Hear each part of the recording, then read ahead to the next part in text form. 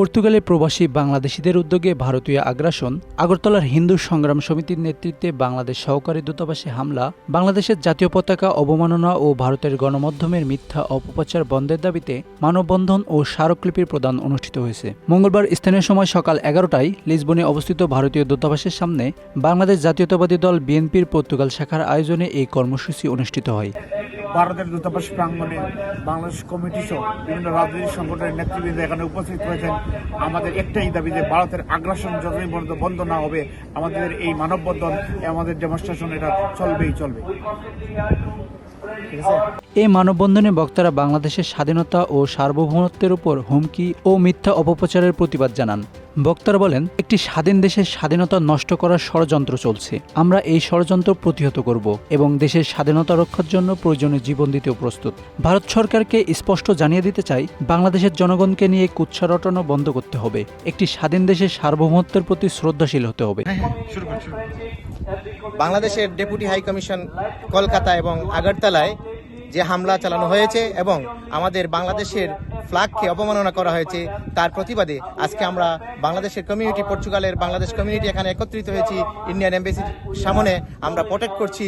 আমরা বাংলাদেশি কমিউনিটি এখানে একত্রিত হয়ে ইন্ডিয়াকে জানিয়ে দিতে চাচ্ছি যে আমরা আমাদের ফ্ল্যাগ এবং আমাদের বাংলাদেশের প্রতি যদি একটি ডিল চূড়া হয়, আমরা কিন্তু প্রতিবাদ করতে জানি। যেভাবে 1971 সালে প্রতিবাদ করে 16ই ডিসেম্বর আমরা বিজয় এনেছিলাম, আমরা ঠিক তেমনি আমাদের দেশকে রক্ষা করতে, আমাদের শরীরের শেষ রক্তবিন্দু দিতে আমরা প্রস্তুত। এ সময় উপস্থিত ছিলেন পর্তুগাল বিএনপি সিনিয়র যুগ্ম আহ্বায়ক মোহাম্মদ কাজল আহমেদ, যুগ্ম সদস্য সচিব আব্দুল ওয়াহিদ চৌধুরী পারভেজ, মাহফুজুল আলম সোহাগ, কাজী এমদাদ, মঈনুদ্দিন, সাইদুল ইসলাম, আব্দুল হাসিব, বদরুল আলম সহ পর্তুগাল বিএনপির বিভিন্ন স্তরের নেতৃবৃন্দ। এছাড়াও যুবদল, স্বেচ্ছাসেবক দল ও জাসাসের নেতৃবৃন্দ সহ আরও অনেক প্রবাসী বাংলাদেশি কর্মসূচিতে অংশগ্রহণ করেন। জন্য আমি ধন্যবাদ জানাচ্ছি আমাদেরকে সুযোগ করে দেওয়ার জন্য। পর্তুগালের কামারা মিউনিসিপাল থেকে শুরু করে পিএসপি পুলিশ প্রশাসনে যারা আমাদেরকে আজকে সুযোগ করে দিয়েছে, আমি আমাদের কমিউনিটি এবং আমাদের বাংলাদেশ জাতীয়তাবাদী দল পর্তুগাল বিএনপির পক্ষ থেকে ধন্যবাদ জানাচ্ছি। অত্যন্ত শান্তিপূর্ণভাবে আজকে আমাদের যে ডেমনস্ট্রেশনটা এখানে অনুষ্ঠিত হয়েছে, আমরা সবাই খুশি।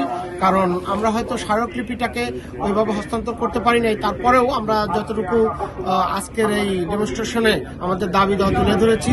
আমরা একটা কথাই পরিষ্কারভাবে বলে দিয়েছি যে স্বাধীনতা এবং সার্বভৌমত্বের ক্ষেত্রে আমাদের কোনো আপোষ নেই। আমরা এক চুল পরিমাণে কারোর সাথে আপোষ করব না, পৃথিবীর যত শক্তিশালী রাষ্ট্র হোক না কেন।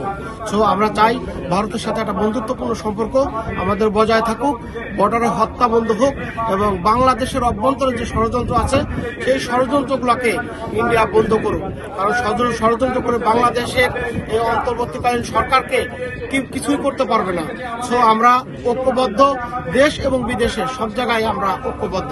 ইনশাআল্লাহ আমাদের স্বাধীনতা সার্বভৌমত্বের জন্য আমরা সবাই সোচ্চার এবং শেখ হাসিনাকে প্রশ্রয় দিয়ে এখানে ষড়যন্ত্র করে ইন্ডিয়া আমাদের সাথে সম্পর্ক নষ্ট করে, সেটা আমাদের চাইতে বরং ইন্ডিয়ারই বেশি হতে হবে, এটা আমি মনে করি।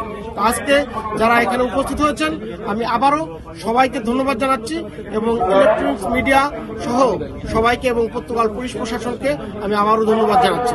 বক্তারা আরও বলেন, 1971 সালের 9 মাস যুদ্ধের মাধ্যমে স্বাধীনতা অর্জন করেছি। প্রয়োজনে দেশের সাথে আবার যুদ্ধ করব। স্বাধীনতা ও সার্বভৌমত্ব রক্ষার ক্ষেত্রে কোনো আপোষ নয়। বিসমিল্লাহির রহমানির রহিম। বাংলাদেশ কমিউনিটি পর্তুগালের বসবাসরত এবং বাংলাদেশ জাতীয়তাবাদী দলের অঙ্গ সংগঠন সহ আজকে আমরা যারা পর্তুগাল লিসবনে ইন্ডিয়ান এমবেসির সামনে বাংলাদেশের পতাকা এবং বাংলাদেশের সার্বভৌমত্ব অপমান করার জন্য আমরা যে ডেমনস্ট্রেশনে এসেছি, সেজন্য আমি আমার ব্যক্তিগত পক্ষ থেকে আমার বাংলাদেশি ভাইদেরকে অসংখ্য ধন্যবাদ। আমি শুধু একটি কথা বলতে চাই, আমাদের দেশ, আমাদের মা। এই দেশে যদি কোনো ধরনের আঘাত আসে, এই দেশে যদি কখনো কোনো আঙ্গুল তুলে তাকায়, আমরা তা সহ্য করব না। 1971 সালে যেভাবে পাকিস্তানের বিরুদ্ধে আমরা যুদ্ধ ঘোষণা করেছি, 9 মাস রক্তক্ষয়ী যুদ্ধের পরে আমরা এই বাংলাদেশের সার্বভৌমত্ব রক্ষা করেছি। প্রয়োজন হলে 9 বছর আমরা যুদ্ধ করব এবং এই বাংলাদেশকে স্বাধীন আবার করতে হবে এই ইন্ডিয়ানদের বিরুদ্ধে। কারণ শেখ হাসিনাকে এই বিশ্বের বুকে কোথাও জায়গা দেয় নাই, কিন্তু মোদী সরকার আমরা দেখেছি এই দালাল শেখ হাসিনাকে জায়গা দিয়ে প্রমাণ করেছে। তাদের এই গোপন সূত্র ফাঁস হয়ে গেছে। এই বাংলাদেশ নিয়ে তারা ষড়যন্ত্র করেছিল যাতে বাংলাদেশকে ইন্ডিয়ার সাথে যুক্ত করা যায়। আমরা আবারও ধন্যবাদ সবাইকে। এখানে উপস্থিত হওয়ার জন্য। আসসালামু আলাইকুম রহমতুল্লাহি ওয়া বারাকাতুহু। Bangla affairs news desk.